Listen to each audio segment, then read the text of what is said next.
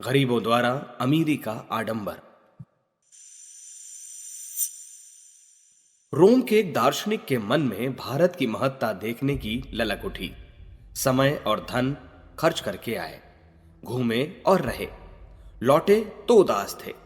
साथियों ने पूछा तो केवल इतना कहा, भारत में जहां गरीब अधिकांश रहते हैं वहां भी अमीरों जैसा स्वांग बनाया जाता है।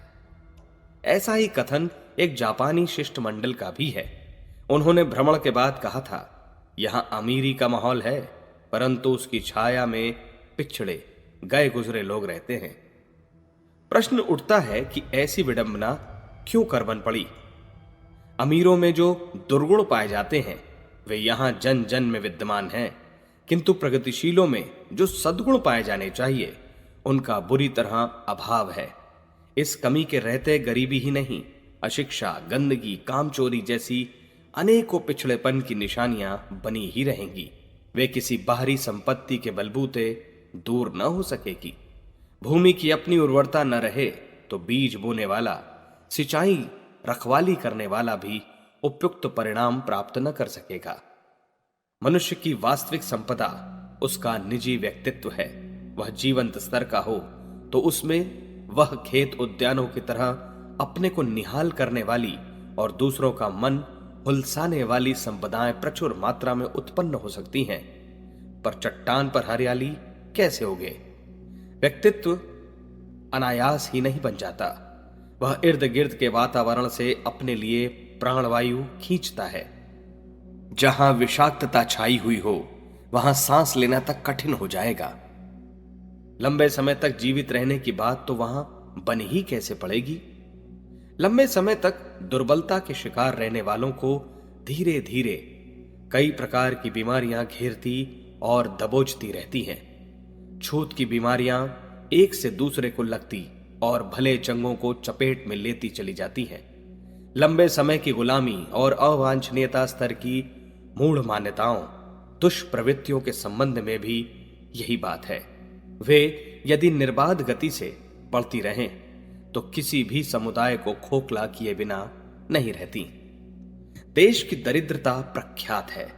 अशिक्षा, गंदगी और कुटेबों की बात भी छिपी हुई नहीं है, पर इस बात को समझने में जरा अधिक जोर लगाना पड़ेगा कि भारत में अमीरी का प्रदर्शन क्यों होता है। यहां अमीरों के साथ जुड़े हुए प्रमुख दिख पड़ने वाले काले पक्ष को विशेष रूप से देखना होगा। यूं इसके अपवाद भी देखे जाते हैं।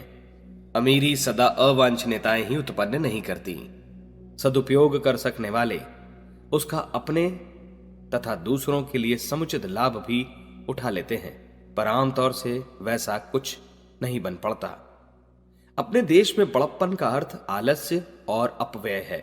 दुर्व्यसनों की एक पूरी बटालियन भी साथ लग जाती है। देखा गया है कि अपने देश में परिश्रम करना पड़े तो उसे दुर्भाग्य का चिन्ह माना जाएगा। राजा, सामंत, जमींदार, अमीर उमराव, संत महंत स्तर के आदमी मेहनत करने में अपना अपमान समझते हैं। वे अपनी शारीरिक सेवाओं के लिए भी समीपवर्ती लोगों पर आश्रित रहते हैं। लड़की की शादी उस घर में करना चाहते हैं जहां वह पलंग पर बैठी राज करे। जिसे दिन भर काम करना पड़े उसे नीचा समझा जाता है। नेक भले व्यक्तियों को भी छोटा इसलिए ही माना जाता है कि वे दिन भर कड़े परिश्रम में लगे रहते हैं। अमीर या मालदार तो उन्हें ही समझा जाता है जिन्हें कुछ न करने की सुविधा हो। यह कामचोरी, हरामखोरी की आदत जहां भी जड़ जमाने लगेगी वहां से बेशरम बेल की तरह हटने का नाम ही न लेगी। अमीरों के साथ जुड़ा अपव्यय एक भारी रोग है। इसी के सहारे तो किसी को अमीर होने के भ्रम में डाला जा सकता है। फैशन, जेवर, ठाट बाट, नशेबाजी जैसे दुर्व्यसन तो अमीरी के प्रतीक बन गए हैं। विवाह शादियों के अवसर पर तो यह अमीरी सिर पर चढ़ बैठती है और आवश्यक साधनों को भी बेचकर उन्हें उसकी फुलझड़ी जलाने के लिए आकुल व्याकुल कर देती है। दूल्हे और दुल्हन को इस तरह सजाया जाता है मानो वे राजकुमार और राजकुमारी से कम न हो। बारातों और दावतों को देखकर यह कोई अनुमान नहीं लगा सकता कि यह लोग दैनिक जीवन में रोटी का जुगाड़ भी मुश्किल से जुटा पाते होंगे। ऐसा लगता है मानो इन्हें कहीं से मुफ्त का खजाना मिल गया हो। औसत भारतीयों को दिन भर में कुछ घंटे का ही काम मिलता है। शेष तो वे ज्यों तो मटर गश्ती, आवारागर्दी, ठल्लेबाजी में ही बिताते रहते हैं। यदि इस समय को कठोर श्रम के साथ नियोजित किया जा सके तो कोई कारण नहीं कि उसके बदले वे साधन न मिल सकें जिनके सहारे खुशहाली की परिस्थितियों में रहा जा सकता है। कृषि कार्य में निरत व्यक्ति यदि चाहे तो अपने प्रायः आधे समय में खालीपन को कुटीर उद्योगों में लगा सकता है और अतिरिक्त आजीविका का कोई सुयोग बिठा सकता है। जिन्हें पैसे की आवश्यकता या तंगी नहीं, वे बचत वाले समय को शिक्षा संवर्धन में, गंदगी के स्थान पर स्वच्छता नियोजित करने में लगा सकते हैं। परिवार के साथ मिलजुल कर उस परिकर को सभ्य जनों जैसा बना सकते हैं। स्वास्थ्य रक्षा, आजीविका अभिवृद्धि, कला कौशल, शिक्षा विस्तार जैसे अनेक कार्य हैं जिनके लिए यदि उत्साह उभरे तो कोई कारण नहीं कि आज की अपेक्षा कल अधिक संपन्न, शिक्षित, सभ्य एवं प्रगतिशाली न बना जा सके। अपव्ययों को रोकने पर पेंदे में छेद वाले घड़े का सुराख बंद कर देने की तरह पानी भरा रह सकता है और प्यासे मरने की शिकायत से बचा जा सकता है। किंतु उस दुर्भाग्य को क्या कहा जाए जो समय के साथ श्रम को जुड़ने ही नहीं देता। अमीरी प्रदर्शन के प्रेत पिशाच का उन्माद सिर से उतरने ही नहीं देता। इस मूर्छना के रहते उठने, आगे बढ़ने और उपलब्ध क्षमताओं के सदुपयोग का उत्साह उभर ही नहीं पाता। इस मानसिकता के रहते न दरिद्रता से पीछा छूटने वाला है, न अशिक्षा से।